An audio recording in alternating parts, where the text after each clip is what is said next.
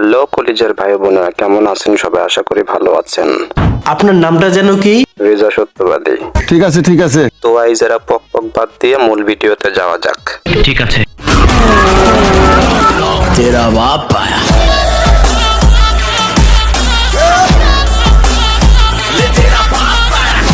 আজকের ঘটনা কি?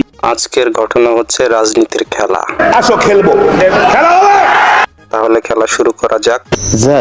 মনে করেন জাতীয় সংসদে যাবে, এই যে আমির হামজা সংসদে গিয়ে কি করবে?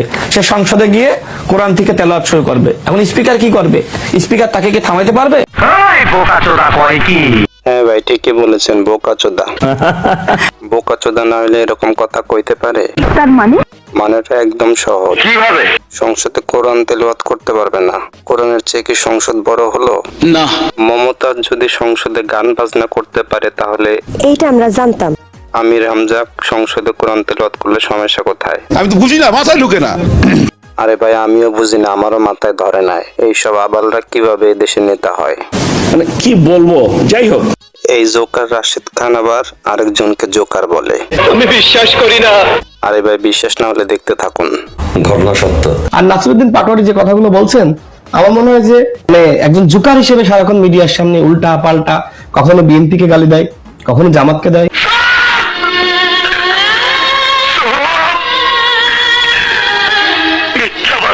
হ্যাঁ সাকিব ভাই, ঠিকই বলেছেন, মিথ্যাবাদী। মানেটা একদম সহজ। বিএনপি কে গালি দেয় ঠিক আছে, কিন্তু জামাতকে গালি দিতে আমি আজ পর্যন্ত শুনি নাই। আপনারা শুনছেন? আমি শুনি নাই। আবার এই রাশেদ খান অনেক বড় লেভেলের একজন সুবিধাবাদী লোক। প্রমাণ দাও, প্রমাণ দাও। আরে ভাই, দিচ্ছি প্রমাণ, ভিডিওটা দেখতে থাকুন, প্রমাণ পেয়ে যাবেন। আওয়ামী লীগের নেতাদেরকে ইলেকশনে অংশ নেওয়ার সুযোগ দেওয়া হবে না। যদি সরকার বলে সুযোগ দিবে, অধিকার পরিষদ ওই নির্বাচন কমিশন প্রয়োজনে ঘেরাও করবে।